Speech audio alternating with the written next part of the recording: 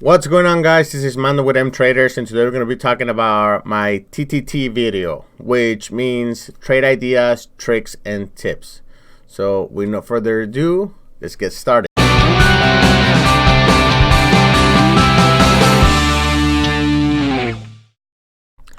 All right, so the first thing we're going to be talking about is natural gas. Why? Natural gas is the one that I trade. That's my baby. That's the one I started trading with, which is UGAZ, DGAZ ETFs. And I got other ideas on, if you're just getting started and you started to trade and you want to know what to trade or how to trade it. Basically, on this video, I'm going to share my, basically, I don't want to say lifetime experience, but the latest eye-opening revelation type scenarios of what I think is very helpful for me, right? So let's start with natural gas. So natural gas, I know I made a video before. I had got in at 264. It went down to 251. I did not thought that we were going to keep going in a bullish move, even though it kind of looks like a bull flag on this scenario, kinda, right? Let's clear my drawings. Yes, a lot of people say I have a lot of technical indicators. I know, it's hilarious, but I like it. So this is the bull flag that some people were seeing. I saw it, but I didn't thought it was going to play out because of the fundamentals. However, it just went pow, right? Kinda. So anyways, I got in at 2.64. I still held. I had some UNG puts in this scenario, and it did went down. Eventually went up to 271. When it went to 2.71, let's look at 2.71. Notice it's right at 38.2% retracement on the Fibonacci. Call it Fibonacci scale or Fibonacci technical indicator. 2.71, it is at the 38.2%. Yeah, it's at 38.2%. It's right on this area right here. I know what I'm going to do. For those who like to write on your screen, this thing is awesome. Let me just put it to the side. And make sure I use a little small. Well, that's not the one I wanted. Ha. This one, 38.2%. If you're not familiar with Fibonacci scale, it's actually a very good, a good indicator that kind of helps you get in, get out type scenario on your trades, right? This is the most likely scenario if it's going to reverse or if it's going to reject or if it's going to go up, whatever. It's most likely the area where it's going to happen. Now, does it always happen? No. Obviously, you have several layers, right? You have 0, 23, 38, 50, 61, 78, blah, blah, blah, blah, blah. So you have all those levels where you can actually indicate, because most people were like, oh, 23.6%, right here, right? We're going to, how do you call it? Some people were going to look for a reversal. However, we saw that the reversal didn't happen and just kept going up. So what are the two levels that I actually see reversals? Okay, it depends. If you are going from reversing from a downtrend up to an uptrend, I usually look at the 38%. 38% is the big one for me. 38 to 50. Now, if you are looking on a this is on downtrend going upwards, is basically a bullish reversal. You also have different, let's say you are on uptrend down coming to down to a downtrend. Let's look at one. See 0, 23, 38. Well, let me see if this one shows differently. Yeah, so now this is from top to bottom. You guys see the difference? There's no longer 0%. Let's put it side by side.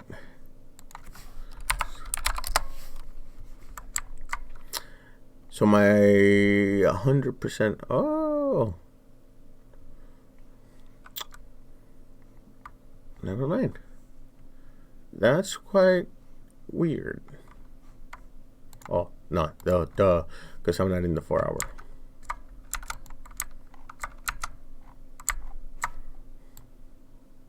Okay, so here's what I'm talking about. You see 0% is here and 0% is up here, right? Because this one is coming down, this one is going up, basically.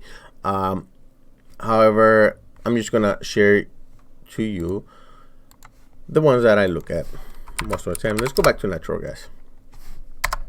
I mean, every level is actually a good level, but 38%, 50%, and 61%, these ones are quite a bit, one of the stronger ones. Let's say if I'm trying to play to the short side and I see that it got to the 38% level and it breaks it, I'm probably gonna have a stop loss. I'm gonna wait until it hits 50%.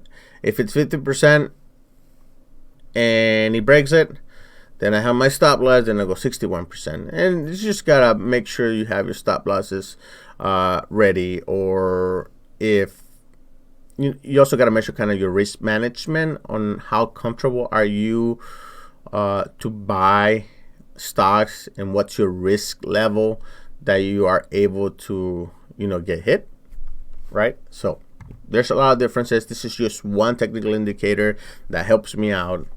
But also, natural gas trades a lot in fundamentals. It does care about, if you're doing intraday, yes, it does care about it. But if you're not intraday, more fundamentals, probably the trend will continue. We saw this trend continuing up and down, up and down, up and down, up and down.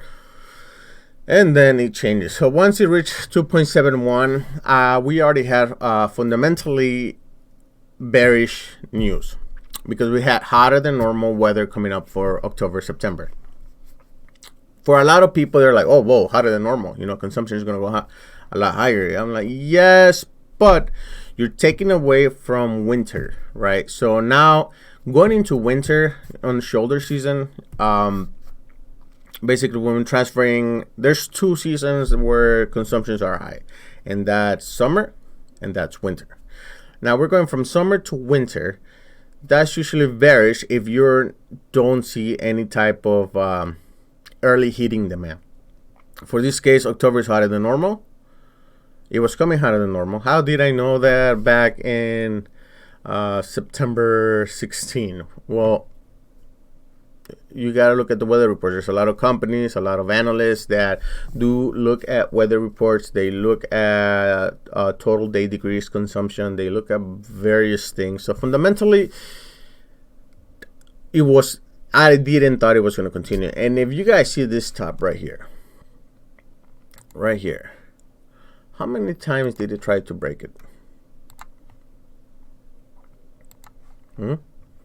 All this, you see, it couldn't go above it. It kept going up, rejected, up, rejected, up, rejected, up, rejected, up, rejected. So that kind of tells you a sign, hey, it's the bulls are running out of gas. Something's gonna happen. So I did load up here. I did another 30 puts on UNG, and unfortunately, my expiration was on this day right here. That was my expiration. So regardless, I had to sell, and I sold. And I was happy. Now I'm gonna complain. At what was it? 9:23. So 9:23. That's when I sold my puts, because it was already going to expire. I was already in the money. I was very happy, and it was a recovery back from 2.64 when I had bought some of my puts.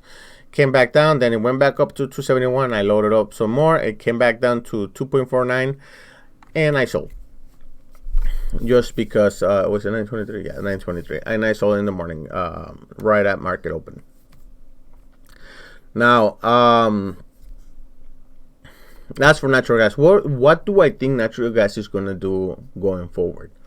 Well, when it hit 2.60 or 2.59 on this day, 2.60 almost, I did have 2 small puts, sold them on Friday, got rid of them. I got 2 calls just because I don't want to have FOMO. Do I think that was the smartest choice? Not really, but for the price, I'm willing to risk it. It's all the way, the expirations are all the way to October 18, so I have time. We should start seeing some hitting demand in November. I just want to see what's going to happen. If it is going lower, then I would add up. Everybody on my chat, I told them when we were at 2.60, they wanted to go bullish or around 2.50, and I did told them wait, because my entry price was at 2.40. That's my first entry level. 2.40, fundamentally 2.40 is my first entry level to go long on natural gas. From there, if we do not hold these levels right here, I actually think we're going to be going to at least 2.2, back down to 2.2. And mark my words, if we break this and we don't hold 2.40, I'm not adding until we hit 2.2. If I have to wait a week, I will wait a week, because that's my opinion, that's my idea, that's what I think is going to happen. I think it might still go down, but just in case, have an entry on my call, because we all know that natural gas is going to go up for winter, and there's a lot of speculation that this winter is going to be the roughest in several years. So, is that going to happen? I don't know, but I do think it's going to happen. That's just my opinion. And another thing, do not trade in other people's opinions, because that's all they are. They're just opinions. So a lot of people say, oh, I lost money. Oh, I win a lot of money. Well, good for you. You made the trade. You pulled the trigger. Not me. Right? So, okay. So that's what I think of natural gas. Now, if you're trading natural gas, right, what should you trade? Well, a lot of people trade the future itself. I used to trade a lot of UGAZ, DGAZ, the actual stock, but like a lot of people know, they do not have options. So I stopped trading them and I started trading options, and I went to UNG, United States Natural Gas Fund. Yes, UNG is good. I mean, you have, from the top, it has dropped 13%, I think. This is better. From the top, kind of dropped like 15% to the downside. Not bad if you got UNG calls, puts. In this case, puts. It's funny because I did draw a head and shoulders pattern in my chat, and I say, hey, if this happens, you guys can start worshiping me. And it did happen, but I was just joking around. It did happen in the head and shoulders. I said it's going to bounce from here, bounce back, came down again, and dropped. But if you guys see the head and shoulders, I know I'm deviating a lot. Right? That's a head and shoulders pattern that I was looking at. Anyways, so say UNG, yeah, that's pretty good, right? However, I come to find out there's another ETF that is a 3 times ETF, and there's options. Isn't that great? Like, you can do JNOG, JDST, you can do options on them. It's called GAZ-X, which I do not recommend using GAZ-X to do options, because the spread is ridiculous. How ridiculous? Okay, let me show you. So hilarious. Bid is at $150. Ask is at $11. Yeah, no. So it's a waste of time. It's good if you just want to buy the stock itself, right? However, GAZ-X is the bear ETF. That's the bear ETF. GAZ-L is the bull ETF. Now, this one, what's the difference between them two? Well, I don't know. I guess traders like to just do options on GAZ-L. So if you are short natural gas, then what you would do, you would buy puts on GAZ-L. GAZ-L means gas long, basically. You would do puts instead of just buying a call on GAZ-X. Now, why this? Why go do options in GAZ-L? I think because the profit margin is a lot greater. The risk reward is there. For example, you guys saw that UNG from the top. It was what, 15% gain if you were bearish, right? So let's look at what percentage would this be. 74%.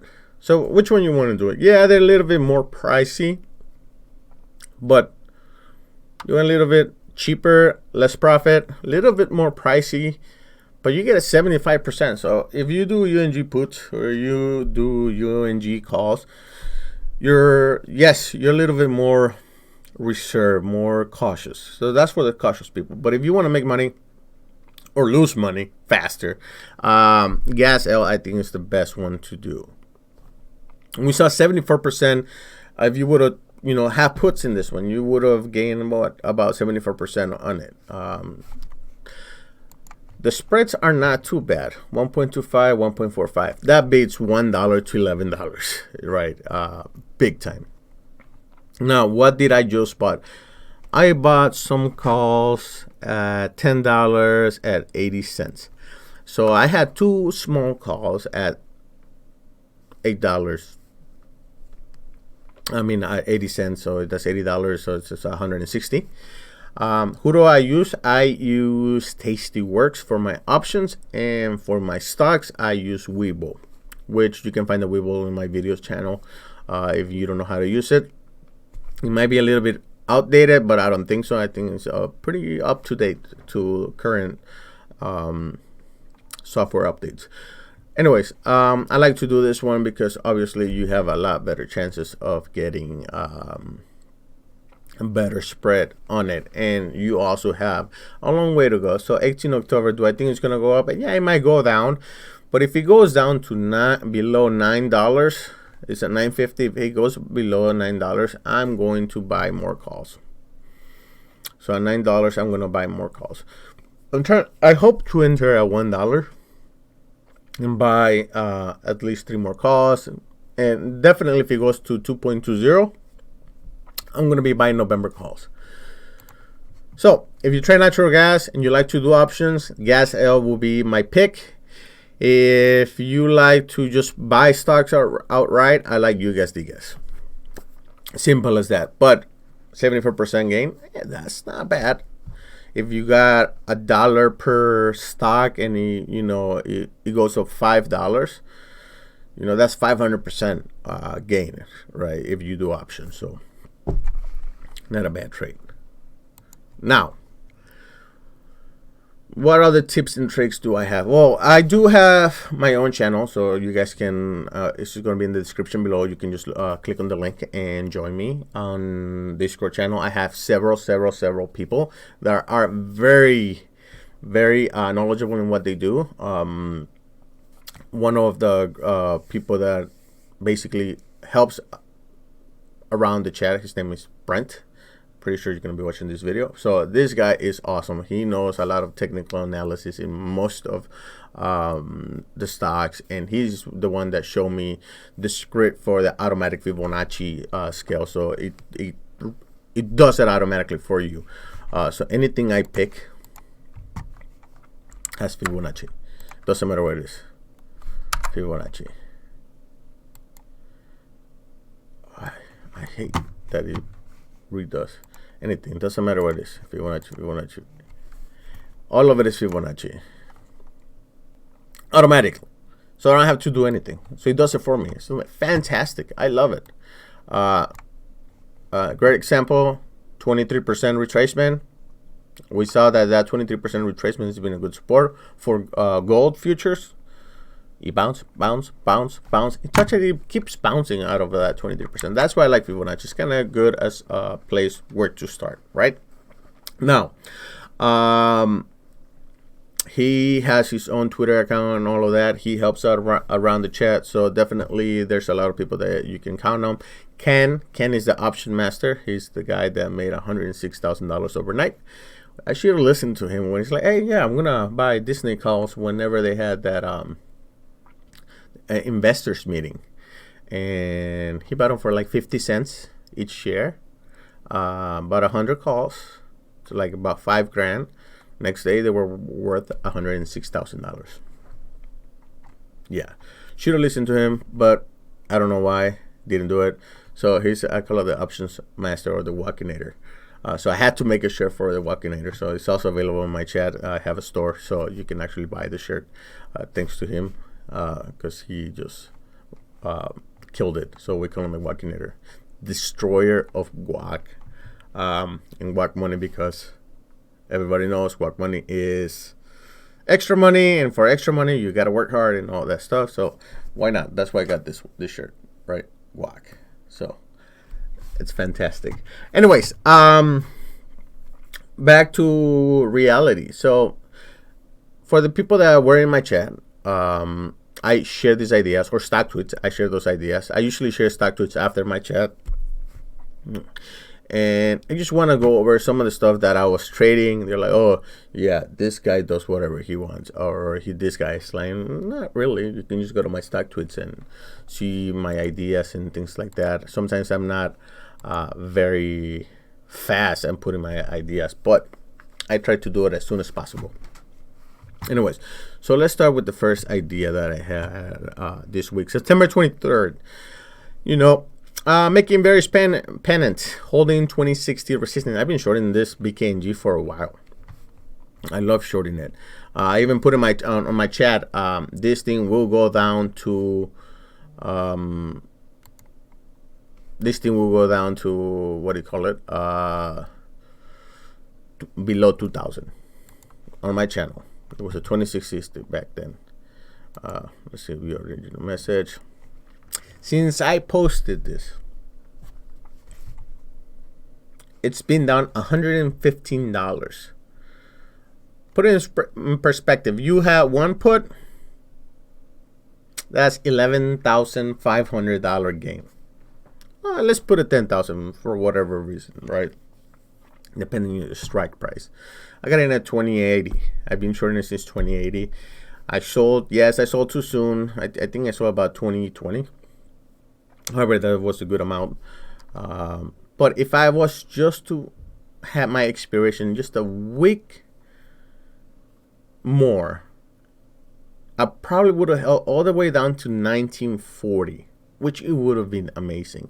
1944, right? You can see right here, 1944. So that's an idea that I saw. A lot of people are like, oh yeah, no, it's an uptrend. You don't know what you're doing. I'm like, yeah, I know what I'm doing. However, you don't trade in other people's opinions, right? It's just what I see. I saw it. I got in, and I'm never gonna post anything that I actually don't get in or play. Maybe once or twice, right? If I have my capital tied up, then I would, just put an idea out there. So we saw that one. Let's look at the very Spanish. So what happened to BKNG? What did I look at? What was I thinking when I saw it? This was in that 1 hour chart. So this is what I saw. So I saw, still having higher highs. And right at this level, touch once, touch twice. It almost touched 3 times.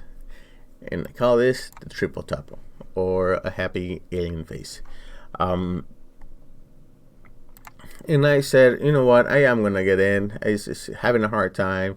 We have bad news. This is the only one that was up when all the bad news was coming out. And I said, I'm going to get in. And one of the things I looked at is this pattern right here, right? I'm going to try to draw a straight line, which is kind of, I was looking at it more like a ascending wedge coming up. It's just hard to draw. There you go. Very, very horrible. But you guys see the purple lines. Ascending wedge is bearish. I saw that was happening, and I said, you know what, I'm gonna get in, do some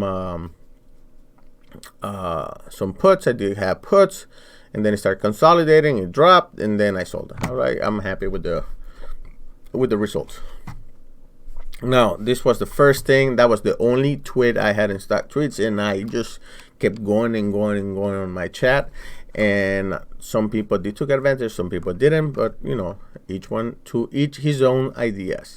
And that's what I was looking at BKNG. Let's look at another idea that I had. You know, tips. What do I look at? Oh, by the way, you guys see this line? I call it the pretty cloud mechanical system. It was given to me a script. I believe these lines are EMAs, right? So something I saw as well, it dropped below this EMA, the red EMA line, and it held. And once it broke this blue one, and it was game on, right? It went back up. It rejected from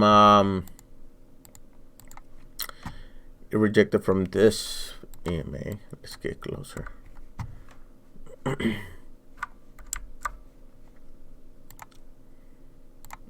Maybe not.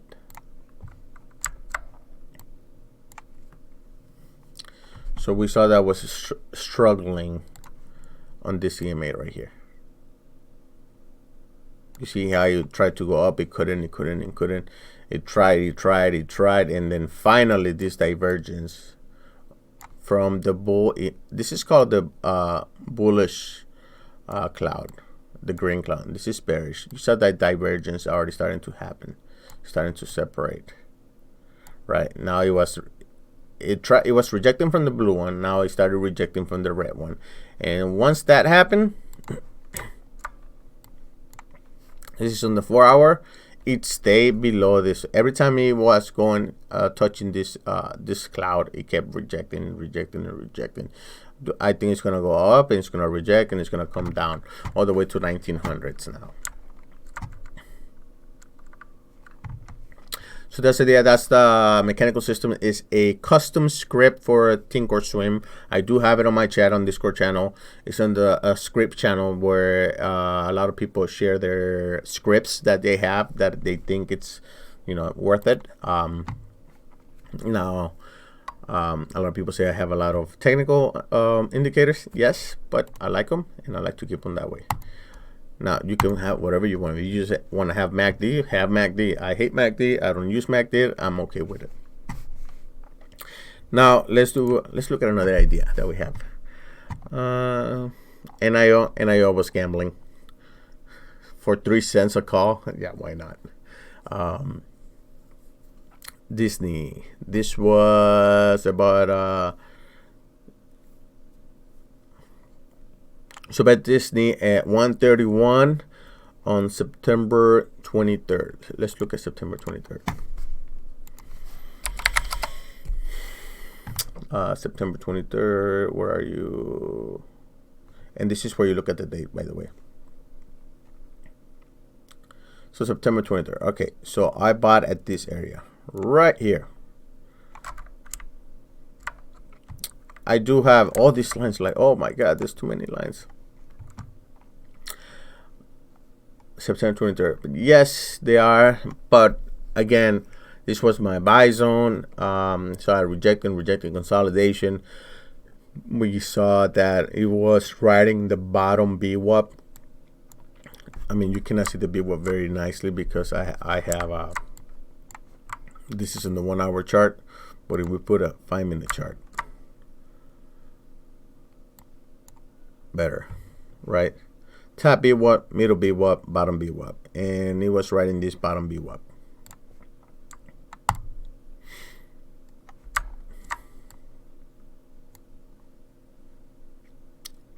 Right here. So technical indicators, I saw this 23% retracement, and again coming off of an uptrend going down. It said now it was in a downtrend. Let's look at the 4 hour.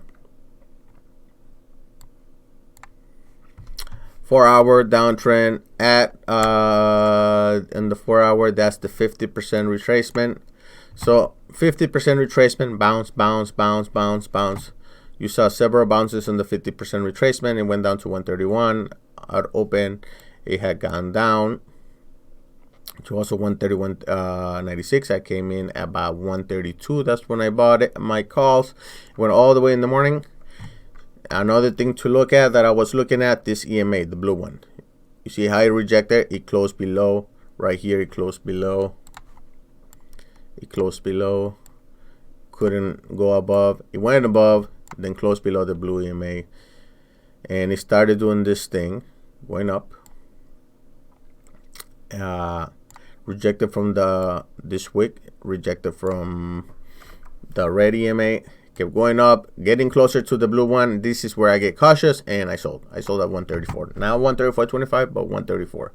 I sold my calls, and then of course drops again. Then what it does the same thing. It goes back up close to that blue EMA, and it drops. And then this time it just went to the red EMA, and it dropped. And then let's see what it's going to do. So if it rejects, probably it's going to go like this. It can go like this and then just keep going down.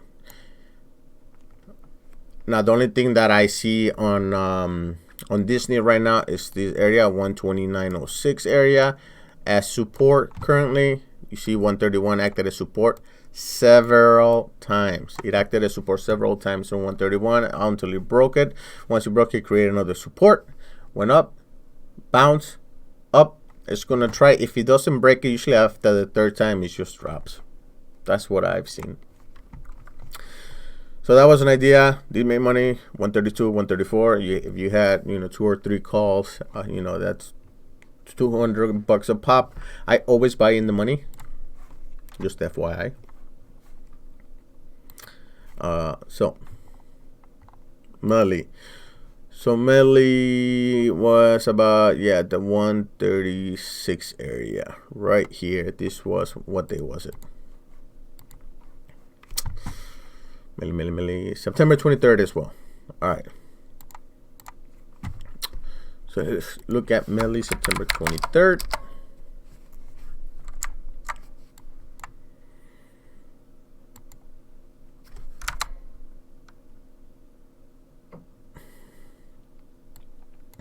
Right here. So once you reach this area, right here, we saw this acting as support right around here.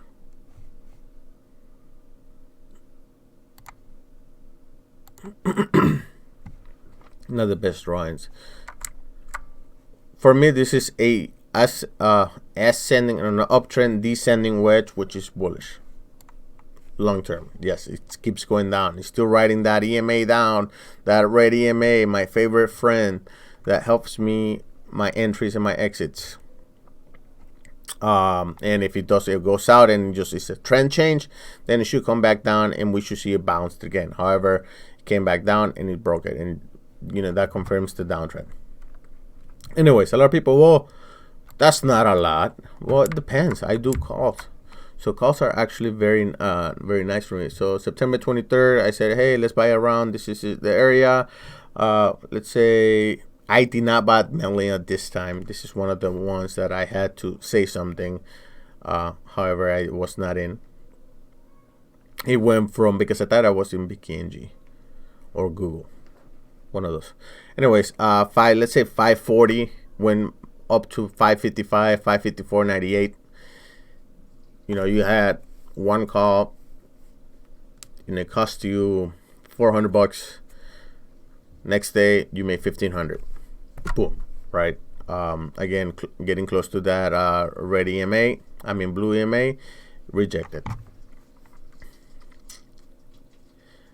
Especially when my SMI and stochastic are still coming down, this thing was up. So you would have made money. You would have sold, nice. What sucks is if you say something, oh, it's gonna go up, and it just keeps going down. All right. Has that happened to me? Yeah. Let's say, here's another one. Amazon. Another idea that I had on August. That was on August 5th. What am I talking about? September 24, right over here. I did trade at Amazon. That one I know I did trade it. So Amazon, September 24.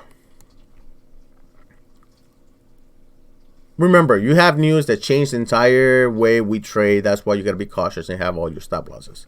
Anyways, here we are at September 24. I bought in. I said, hey, I'm going in. And I went in at, I think the low today, I got in right here at 1740. So at 1740 I got in, and I got out 1767. I got in at 1767. 1740, 1767, $27. You had one call. That's about $2,700. Remember, I always do win the money. So $2,700 gain overnight with one call. So I did play that one based on, I guess, we were at oversold on the RSI, and also we were at the 61.8 retracement. It broke below the 61 percent retracement, so I think it's going to go down to the next 1666. Ooh, that's 666. That's an ugly number.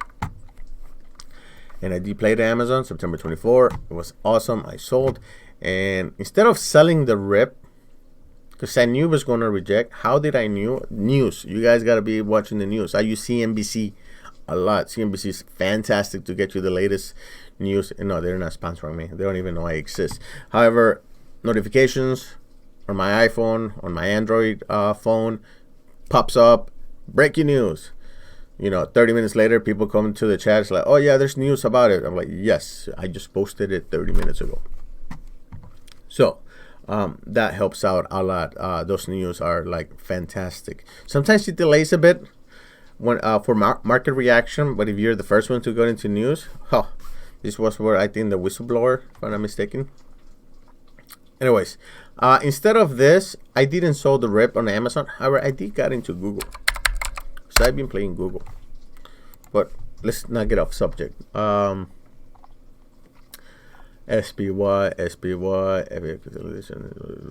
blah, blah, blah, 2780. September 24, same thing. That was September 24 on SPY, QQQs, blah, blah, blah. SPY, September 24, same thing. I said it was going to go up. They went up. Sold, went up, sold. Again, this 4-hour EMA, this blue line is like, it's boss right now. It's like acting as the owner of SPY. It barely touches it and it rejects. It drops. Oddly enough, it's reacting to the news right at those EMAs. So funny because I'm like, hey, double top. At this top right over here on SPY, there were news about China trade deal, I believe, and I put, hey, how funny it is. I think I put it right here.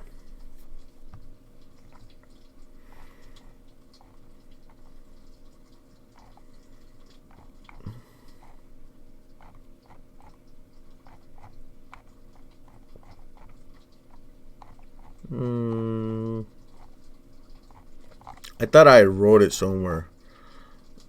I don't know where I wrote it. Whatever. But I did put, hey, how funny is that right at double top, the news came out on SPY, and it dropped like crazy.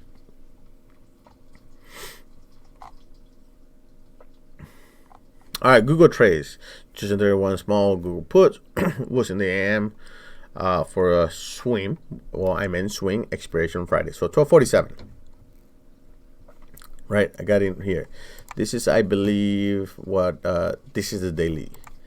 So this was September 25. Let's go to Google. September 25th, which is right here. I got too many. Now this one I do got too many. Let's clear it out.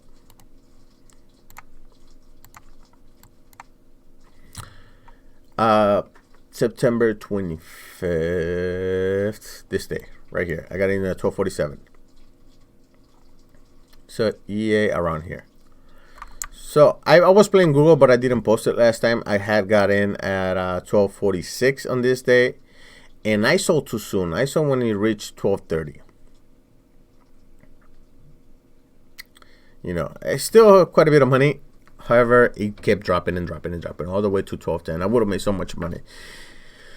So I waited, it recovered. That's when I got into Amazon. Amazon went up, and then I saw Google. It's already, pretty high up there, right? It is quite of a near close to a resistance. With the bad news, I thought it was not gonna hold. I saw a double top right over here. Saw a double top right here, and I said, okay, this thing is gonna drop. It should drop.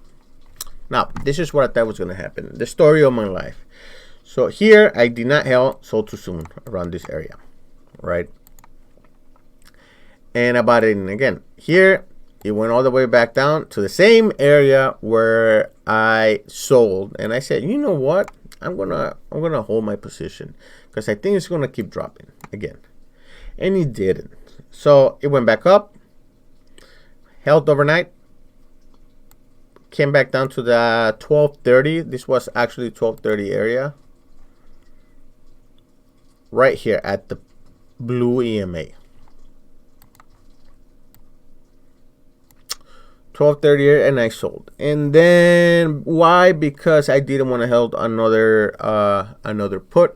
And I said, okay, I'm not gonna hold it because it didn't work out for me the next day. And then what happens? It drops again. To the 12, almost to the 1212 area, if I'm not mistaken. It dropped to 1215, 1214. So the 1215 area. Story of my life. So I said, I'm not gonna make the same mistake. I didn't, and it drops. And I have my puts again. So it's kind of here. I bought my puts. I sold too early. Went back up. I held overnight. It recovered. I got so pissed, and I said, oh my god, I'm not gonna do that again. I know it's gonna drop. So it drops finally. I sold my put, and then it drops even more. I was like, stocks really don't like me today.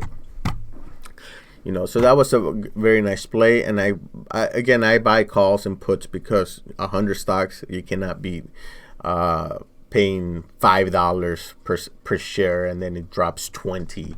That's very good risk reward ratio in my opinion. What do I have? QQQ. I had September 25th. Same thing. My trend. People were calling me, oh, this is a trend change. I'm like, nah, not really. You see, my magic 4-hour EMA, so beautiful. Still bearish, and it's on a downtrend. And you have channel down. It's like, yeah, it's gonna come down. I'm like, no, you're crazy. I had some people responded. So let's look at QQQ. So what happens? This is where I said it's gonna come down. It's in downtrend. What happens? It goes back up, but it hits my magic line, and then it drops. Right, and then it goes up. I get my magic line, and it drops. So it did make a higher low. However, after that higher low, it came back down to from here a lower low. Now we might be forming a different type of channel now.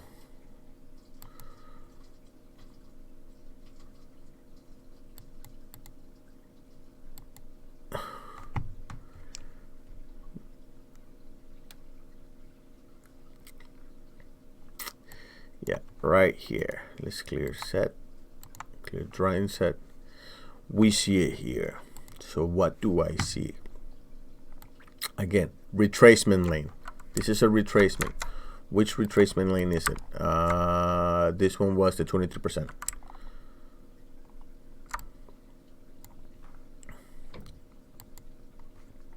retracement, right? Oh god, that's pretty big.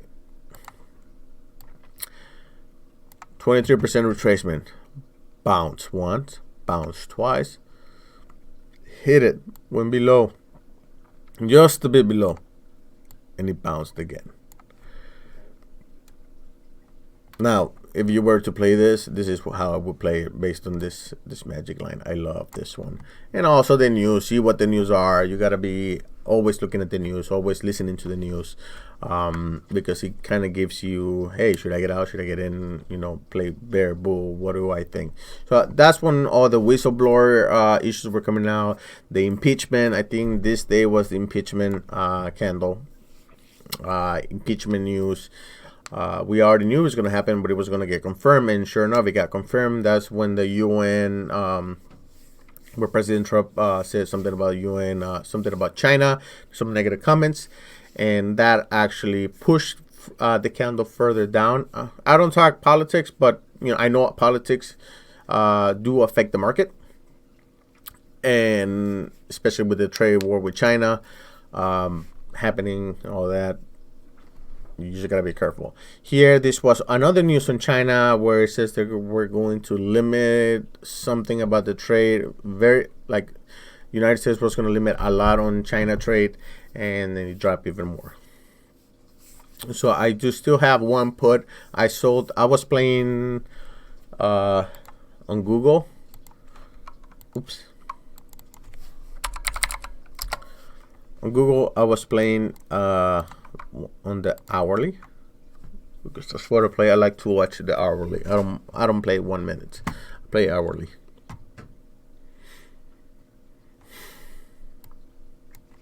So in the hourly, I saw it coming down, consolidation, broke below, went back up. Stocks options were on fire sale. When it's Friday and it's weekend, the options are on sale. Why? Because they're extremely, extremely risky to play. But when you can buy a put for $1, let's say it's at 12.32, and you buy $1 put for $1 at 12.30 on Friday, fire sale. If you guys like to play Call of Duty, fire sale from zombies. Yeah, lame. I know. Well, whatever. $1, and it drops all the way down to $12.15, $15. So $1 just made you $1,500. So what I did, I played it. I went and I bought some here at 12.20, and it went up to 12.24. Made like $200. I sold it. I'm fine. Comes back down, and I said, this looks like a bear flag. It was holding the 12.20 area again. I said, nah, I'm gonna wait. And it went down to 12.14. I bought in at 12.15. I bought 12.20 calls for 75 cents. So 75 cents, I bought two of them. No, I only bought one. Went back up. 12.26. Once it was at 12.26, again, it's very close to the BWAPs. You have a lot of technical indicators that can tell you if it's going to reject or not. You had the middle BWAP. You had I call this my red EMA, very close to it. I said I'm going to sell, and I sold it. Make a quick $500 with 85 cents. That's the best day. If you like to day trade and you don't have enough money, go to Tastyworks. Tastyworks, if you have a cash account, just don't buy the entire account in one day. I buy one call, one put, one call, one put, and I sell, close my positions. And it's unlimited day trades because it's a cash account. You won't be able to sell options, but you can buy calls and you can buy puts. And having cash, it's unlimited day trades. That's the secret of the day. Unlimited day trade. A lot of people are like, oh, I only got $2,000. Trust me, with $2,000, you can trade freaking all day, every day. But I usually don't make more than three trades a day. So I don't make more than 3 trades a day. That's the one I use. Tastyworks is awesome. It's very cheap. You can do same day expiration with Robinhood. You can. Webull doesn't have options, but with Robinhood you cannot do same day expirations because they're extremely volatile. With Tastyworks you can do same day expirations. And let's say you came in today and you're like, oh, I think it's gonna come down. I'm gonna buy some 12.37 puts for $1. I'm gonna buy 10 of them. You buy $1,000 worth of options. That's close to 1,000 shares of how do you call it, 1,000 shares of Google. So let's say you were here, it dropped, it recovered, you're like, oh, this is my entry, 12.41, I'm gonna buy some. You buy at 12.40, drops to 12.15, 12.40, 12.15. How much is that? Quick, my math is of 20, 30, 20, 25 bucks. And you had how many shares do you have? So you have 20, you gain $25, and you have 1,000 shares and calls because you bought them in the money or whatever. You just made $25,000 with 1,000 bucks in one day. Fire sale. Wow, right? And you're a cash account and you don't have day trades. Has that happened to me? Yeah, once. Melly.